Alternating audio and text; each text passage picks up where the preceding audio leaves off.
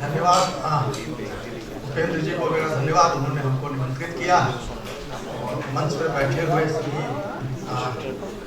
विद्वत्सगण और आगे भी सामने में बैठे हुए बहुत सारे विद्वान मुझे दिखाई दे रहे हैं एक साथ, और स्वयं जी को मैंने देखा उस लोगों को और इसके डेलीगेट्स इस सिम्पोजियम के।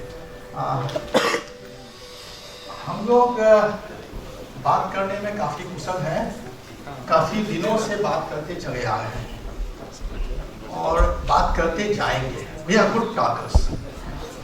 What is needed today is plan, एक एक्शन प्लान चाहिए, और वो एक्शन प्लान क्यों चाहिए ये थोड़ा सा संक्षेप में कहना चाहता हूँ, क्योंकि हमारे यहाँ की ये वैदिक साइंस जो है एक शब्द है, उसको केवल वेद पर ध्यान मत दीजिए। वेद जितने भी हैं वो उस परंपरा के हैं।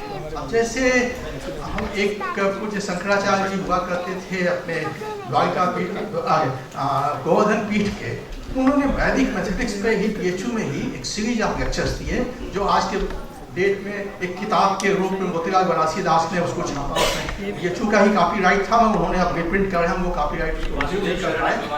हाँ, तो उनसे पूछा गया नहीं ये कैसे आप वैदिक मैथमेटिक्स हो, तो उन्होंने ये कहा कि इससे revealed knowledge, anything which is a revealed knowledge, वो उस कैटेगरी में आता है। ऋषि जो थे वो दृष्टा थे। ये जो हिस्ट्री वेदों की बताई जाती है, ये लिखित वेद की वो बताई जाती है, मगर जो परंपरा है हमारे यहाँ की, जो सुन के और जो एक चित्र दिखाया गया, वहाँ कोई कापी नोटबुक नहीं थी, वो जो परंपरा थी, वो परंपरा जो है वो सब वेद विज्ञान। मैं उन सब चीज़ों में नहीं जाऊँगा आज मैं जो कहना चाहता हूँ कुछ और। उपेंद्र जी से हमारे बहुत प्रिय हैं, इनसे मैं कुछ चीज़ें कहना चाहता हूँ क्योंकि उनकी अर्जेंसी है। अब देखिए, छोटी छोटी चीज़ें हैं।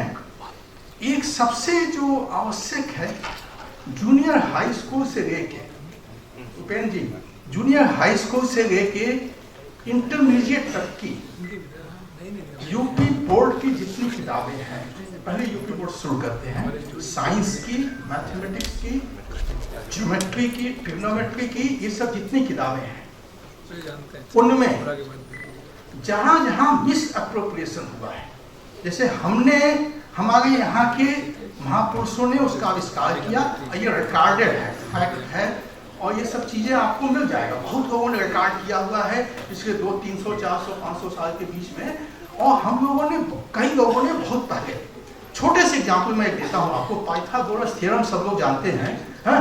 पाइथागोरस थ्योरम कि कोई अगर ट्रायंगल हो तो दो साइड्स का स्क्वायर कर देंगे तो आपको हाइपोटेन्यूज मिल जाएगा, उसका स्क्वायर मिल जाएगा। अब इसको हमारे यहाँ ऋषियों ने उस जमाने में, उसको मैथमेटिशियंस ने उसको इस जमाने एक श्लोकबद्ध करके समझा दिया कि अगर आप दोनों साइड के स्क्वायर्स बनाएं और एक डायगोनल को लेके स्क्वायर बनाएं, तो ये दोनों साइड के स्क्वायर की एरिया जो है डायगोनल के स्क्वायर की एरिया के बराबर है। It's very simple thing.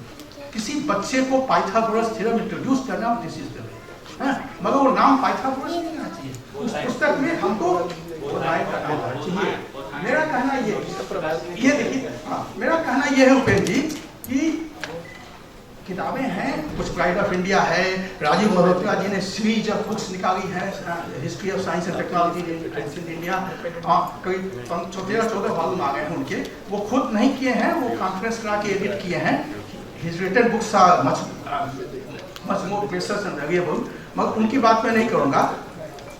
ये जो टेक्स्ट बुक्स में जहाँ जहाँ ये पाइथागोरस जब पहली बार आया, दूसरी बार आया, कि इनको खोजिए और उनको बदलते जाइए कि हमारे इन्होंने इस शताब्दी में ऐसे किया। उस पुस्तक का अच्छा, प्राइड ऑफ इंडिया में दिक्कत क्या है, उन्होंने संस्कृत श्लोक दिया, फिर उसका अन्वय करके एक एक शब्द का हिंदी में अर्थ देना या अंग्रेजी में अर्थ देना पूरा आवश्यक है। तो अन्वय नहीं हुआ है, आपने ट्रांसलेटेड किया है लेकिन अन्वय नहीं हुआ है, तो उसको आप अन्वय करके एक एक शब्द का विधिवत अर्थ बताइए, ताकि वो विद्यार्थी जो है वो संस्कृत का ज्ञाता न भी हो तो वो समझ लेगा वो this is what it is, this is what it is. ऐसे जीरो का जो कंसेप्ट है, जहाँ से नंबर थियरीज पढ़ाई जा रही है, वहाँ से शुरू कीजिए और अंत तक जाइए। पहले इंटरमीडिएट तक फोकस कीजिए, फिर BA, BSc, MA, MSc की बात कीजिए। जितनी टेक्स्ट बुक्स मार्केट में है उनके ऑथर्स को लिखना, अपनी एक छोटी छोटी टीम बना लीजिए। मैथमेटिक्स एक नंबर थियरी की, एक ज्योमेट्री की, एक ट्रिग्नोमेट्री में साइन कोसाइन सीरीज हम लोग पढ़ाई जाती है। जो साइंस के यहाँ लोग बैठे होंगे, कैसे वो साइन थीटा को थीटा के टर्म्स कैसे एक्सपेंड करते हैं, कहाँ, तो वो एक्सपेंशन का पूरा उसको you can find it, everything is there. So the point is कि ये क्रेडिट फिर उनको क्यों नहीं आती है। तो राजीव मल्होत्रा जी ने एक बड़ा बढ़िया शब्द इसके क्वाइन किया है। वो कहते हैं कि consider theory of digestion. What is theory of digestion? कि आप किसी के ज्ञान परंपरा को उसको पहले वहां से उठा लीजिए, हाँ, और उसके बाद हो सकता है शुरुआत में कहीं पे कोई एक ऑब्लिक रेफरेंस आ भी जाए, और बाद में जिसने वो उसको लिखा उसके नाम से उसको प्रचारित प्रसारित कीजिए, हाँ, और फिर उसको डाइजेस्ट कर लीजिए, कहिए कि ये हम लोगों ने किया। अब हमारे स्टूडेंट्स, यंग स्टूडेंट्स को अगर ये ज्ञान नहीं है कि हमारे महापुरुषों ने क्या क्या फंडामेंटल डिस्कवरीज की थी, हाँ, तो उनको सेल्फ प्राइड कैसे आएगा? जो डिफीटिस्ट अप्रोच की जो बात हो रही है, सेल्फ प्राइड की बात हो रही है, वो कहाँ से आएगा? How do you get that self pride? तो ये सब चीजें पाने के लिए बचपन में ही संस्कार करना चाहिए। और वो अगर पुस्तकों में आ जाए, एस्ट्रोनॉमी में तो कुछ पूछना ही नहीं है, प्लैनेटरी पोजीशंस और जिस एक्यूरेसी के साथ हम कैलकुलेट करते हैं, पंचांग का जो विज्ञान है, उस विज्ञान को हम किसी स्तर पर हम क्यों नहीं पढ़ा रहे हैं? आजकल कंप्यूटराइज है, जिसके बेसिस पे कुंडली भी बन जाती है, सब पंचांग वो कंप्यूटर प्रोग्राम्स अवेलेबल है, बट जो उसका बेसिक कैलकुलेशन जो मैनुअली लोग करते थे और उसकी जो एक्यूरेसी है, हम एक्लिप्स को इतनी एक्यूरेटली प्रेडिक्ट कर रहे हैं। कैसे प्रेडिक्ट कर रहे हैं? हमारा ग्रह नक्षत्र की अगर पोजीशन नहीं जानते हैं तो कहाँ से हमने एक्लिप्स प्रेडिक्ट करना सीख लिया? तो मेरा कहना ये ज्ञान जो इंटरमीडिएट तक फोकस कीजिए अभी, और यूपी बोर्ड का पहले यूपी बोर्ड का शुरू कीजिए, उसके बाद सीबीएसई है, एनसीईआरटी किताब और किताबों में जाइए। और यूपी बोर्ड चूंकि यूपी से फंडेड ये सेंटर है, एक कंक्रीट प्रोग्राम बना के, और आसान भी है, कठिन भी है, क्योंकि किताब में कोई चीज इंसर्ट करना जो उस स्तर के बच्चों के लिए समझ में आ सके, तो कुछ वाक्य 2, 4, 6 सेंटेंस, 10 सेंटेंस, 1 पेज, आधा पेज का इंसर्शन होगा, किंतु वो इंसर्शन बड़ा महत्वपूर्ण होगा। उस इंसर्शन को आप एक बॉक्स में दिलवा सकते हैं, उनसे कहीं किताबों को बॉक्स में डाले हो, एक बॉक्स बना के एक ग्राफिक्स में उसको दें। तो मेरा कहना ये कि ये चीज करना बहुत अति आवश्यक है। ये तो हो गया मैथमेटिक्स में, वैसे ही साइंसेज में। अब सोशल साइंसेज का इस समय हम इसके पहले सोशल में माइंड साइंसेज बात करूंगा। राजीव मल्होत्रा जी ने, उपेंद्र जी, माइंड साइंसेज, कॉग्निटिव साइंसेज आज के डेट में ब्रेन, जिसको हम लोग ब्रेन साइंस रिसर्च भी करते हैं, brain science research, mind sciences, cognitive, ये फ्रंटियर है और विदेशों में बहुत ज्यादा काम हो रहा है। और हमारे यहाँ के मेडिटेशन, योगा, इस सब का प्राणायाम और यहाँ के मंत्रों का, इनका इफेक्ट देख के उसको सबको डाइजेशन वाली जो थियरी है, उस थियरी पर उसको आत्मसात करके अपने नाम से छापा जा रहा है। और वो हो रहा है। और बहुत सारे यूएस में research groups, I don't want to name here, those who are interested should listen to Rajiv Malhotra YouTube lectures and books. He has made phenomenal contribution. Just a minute, sir. तो उन डाइजेशन को हमें क्वेश्चन करना है और उसके लिए कंक्रीट प्लान ऑफ एक्शन चाहिए। हम लोग बात करने से कुछ नहीं करने वाले। कोई भी कितने भी सेमिनार, सिम्पोजियम कर लीजिए, एब्स्ट्रैक्ट छाप लीजिए, वो ठीक है, सब चीजें अच्छी हैं, एक उत्साह बना रहेगा, किंतु इस क्रम में आप फंडामेंटल चेंज लाइए कि बच्चों में ये संस्कार पड़े। नंबर 1 चीज। दूसरा, फिर शोध का, ये थोड़ा शिक्षा वाला था। हाँ, इसमें जो मैं कहा था माइंड साइंसेज का, माइंड साइंसेज में इंडिया ने बहुत कंट्रीब्यूट किया, इंडियन नॉलेज को ही वो यूज कर रहे हैं। तीसरा जो था सोशल साइंसेज। इस समय हमारे यहाँ जो सोशल साइंस पढ़ाया जाता है पूरे देश भर में, वो वेस्टर्न सोशल साइंस है। इट इज नॉट आवर वैदिक इन सोशल साइंस और इंडियन सोशल साइंस। हमारा सोशल साइंस बड़ा ही रिच रहा है वैदिक काल से। और कुछ उदाहरण आप आज आपने रामबाल सुब्रमण्यम जी ने कुछ जो दिए, वेद से कोट किया, वो बताता है कि हम लोग एक साथ कैसे हम लोग आचार्य शिष्य और किस तरह का आचार्य होने। सोशल साइंसेज का एक बहुत बड़ा हमारे पास वो था। हम अपनी सोशल साइंस क्यों नहीं पढ़ाते हैं? Why are we teaching so imported social science? तो सोशल साइंस की अच्छी बुक्स हम क्यों नहीं बना पाते हैं? Why are we importing?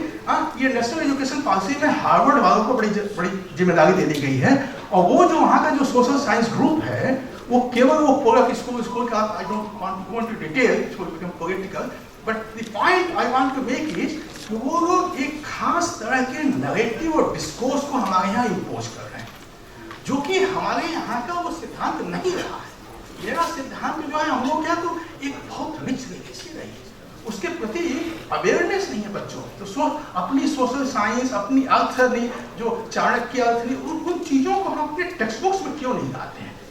तो आप टेक्स्ट बुक्स में थोड़ा काम करना शुरू करवाइए और ग्रुप्स बनाइए छोटे छोटे। हिंदुस्तान से यहाँ के लोगों को लेके आसान भी है, कठिन भी काम है, क्योंकि बुक राइटिंग के लिए बड़ा अनुभव चाहिए। बड़े बड़े विद्वान लोग हैं, पंडित हृदय रंजन शर्मा जी जैसे लोग हैं, विद्वत लोग, ये विद्वान लोग इसमें प्रोफेसर डॉक्टर साहब हैं यहाँ सामने बैठे हुए हैं, ऐसे विद्वान लोग आपको काफ़ी मदद कर सकते हैं।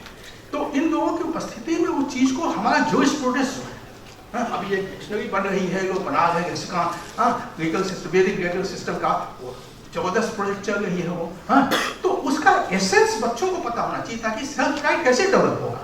तो आप फोकस कीजिए कुछ कंक्रीट प्रोजेक्ट्स पे, और रिसर्च की बात जो रही, ये कुछ क्या है, knowledge creation and knowledge dissemination, ये डिसेमिनेशन वाला पार्ट हो गया कि ज्ञान को कैसे हम आगे बढ़ाएं, उस परंपरा को फिर से रिन्यू करें।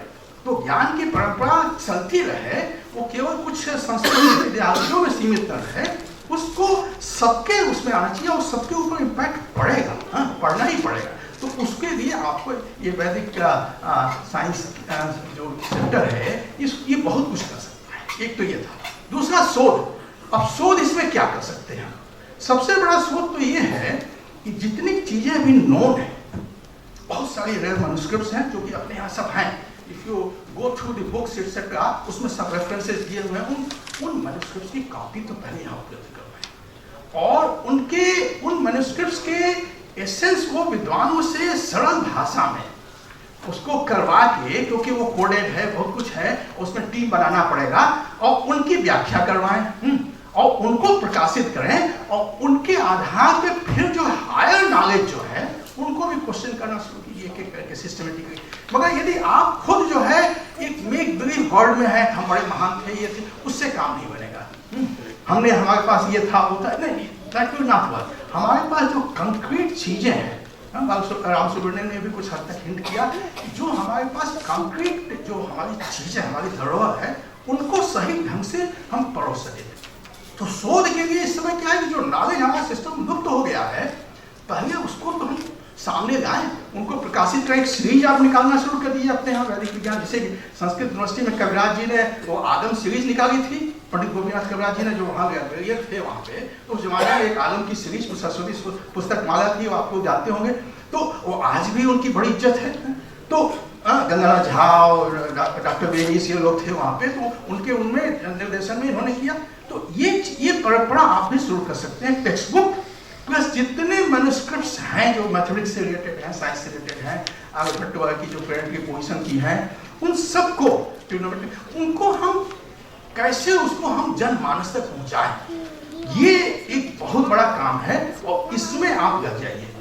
मैं आपसे अनुरोध यही करूँगा, और हम सबको, आप सबको बहुत बहुत शुभकामनाएं, बधाई भी कि आप ऐसे ऐसे सिम्पोजियम में भाग ले रहे हैं, इसमें आप लोग हर आदमी अपने अपने स्तर से इसमें कुछ कंट्रीब्यूट कर सके।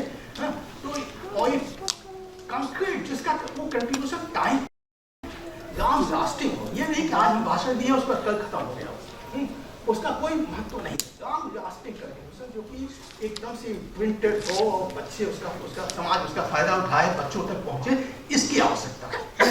प्रश्नोत्तर हम बाद में कर रहे हैं, क्योंकि हमारी प्रोफेसर त्रिपाठी को जाना है, हमने ऑलरेडी बहुत समय ले लिया है। Thank you very much for